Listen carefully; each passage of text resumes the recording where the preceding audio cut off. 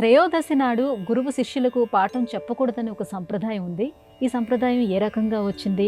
ఇది రావటానికి కారణమైనటువంటి ఋషి ఎవరు? అనధ్యయన దినము అంటారు. అనధ్యయనము అని అంటే చదవకూడనటువంటి రోజులు. పూర్వకాలంలో ఇప్పట్లాగా ఈ స్కూల్స్ ఇవి లేవు కదమ్మా, గురుకుల వాసాలు ఉండేవి. అంటే గురువులు ఎక్కడో అరణ్యాల్లో ఉండేవారు, రాజులు ఇక్కడి నుంచే వాళ్ళకి కావాల్సినటువంటి సంభారాలు అవన్నీ సమకూర్చేవారు. మళ్ళీ గురువు చెప్పేంత వరకు కూడా ఏ శిష్యుడు కూడా ఆ ఆశ్రమాన్ని విడిచిపెట్టడానికి వీల్లేదు. అది ఎన్ని సంవత్సరాలైనా సరే, అది రాజుగారి బిడ్డ అయినా కానివ్వండి, సామాన్యుడి బిడ్డ అయినా కానివ్వండి, అంత నియమ నిబంధనలు ఉండేవి. గురువుగారు ఇక నీ చదువు పూర్తయింది, స్నాతకము అంటారు. ఇప్పటికీ విశ్వవిద్యాలయాల్లో స్నాతకోత్సవం ఆ సంప్రదాయానికి ప్రతిబింబంగా పేరు పెట్టారు. అంటే సంప్రదాయం నువ్వు ఎంత కాదనుకున్నా లోపల జీర్ణించుకుపోయి ఉంటుంది. స్నాతకుడు అని పెట్టేవారు. అందుకే పెళ్ళిళ్ళల్లో కూడా స్నాతకం అంటారు. స్నాతకం అంటే ఏంటి? వాడి చదువు మొత్తం అయిపోయింది కాబట్టి బావమరిది గారు ఆ గడ్డం కింద బెల్లం మొక్క పెట్టి, నాన్న వచ్చేసి మా చెల్లెల్ని పెళ్లి చేసుకోరా నాయన అంటాడు.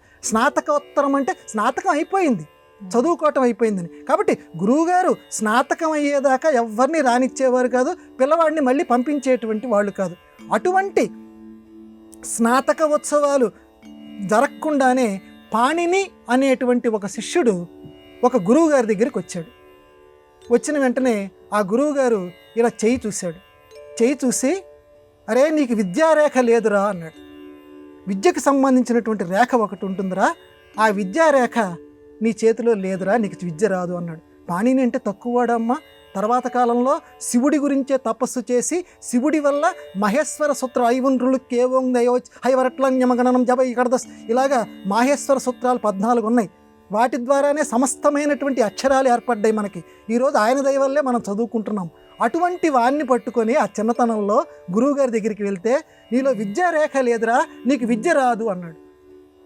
విద్యారేఖ లేదా నాకని చెప్పి పాణిని చాలా బాధపడిపోయి, ఆ చిన్ననాటి పాణిని బాధపడిపోయి ఒక అప్పట్లో బాగా కోసుగా ఉన్నటువంటి ఒక రాయి తీసుకొని అరచేతిలో విద్యారేఖ రావాలి నాకు కనిపించకుండా ఇలా గీసుకుంటే అది రక్తం వచ్చినా సరే ఒక రేఖ అంటూ ఒకటి ఏర్పడుతుంది కదా. అప్పుడు విద్యారేఖ ఏర్పడితే గురువుగారు నాకు చదువు చెప్తారు కదా. అతని మనసులో తోచినటువంటి భావన. అలా గీసుకుంటూ ఉంటుంటే రక్తం వస్తూ ఉంటే అదే గురువుగారు చూశారు ఈ పాణిని, ఆ చిన్న పాణిని చూసి, అరే విద్య ఎడల ఇతనికి ఇంత ఆసక్తి ఉందా, విద్యారేఖ లేదని చెప్పి ఆ విద్యారేఖను గీసుకోవడానికి రక్తం వస్తున్నా సరే ప్రయత్నిస్తున్నాడని చెప్పి శిష్యుడిగా చేర్చుకున్నాడు. అమోఘమైన విద్య నేర్చుకున్నాడు, పట్టుదలతోటి నేర్చుకున్నాడు. అటువంటి పాణిని ఈ జగత్తుకంతటికి ఇందాక నేను చెప్పినట్లుగా మహేశ్వరుణ్ణి ధ్యానించి మహేశ్వరుడి ద్వారా అక్షర సమామ్నాయాన్ని వ్యాకరణాన్ని ప్రసాదించాడు. అటువంటి పాణిని చనిపోయినటువంటి రోజు, స్వర్గానికి వెళ్ళిపోయినటువంటి రోజు త్రయోదశి. అందువల్ల తిథులన్నింటిలోనూ త్రయోదశి నాడు ఎటువంటి చదువుని ఏ గురువు ఏ శిష్యుడికి చెప్పడు. ఎందుకంటే అది పాణినికి ఇచ్చేటువంటి గౌరవం.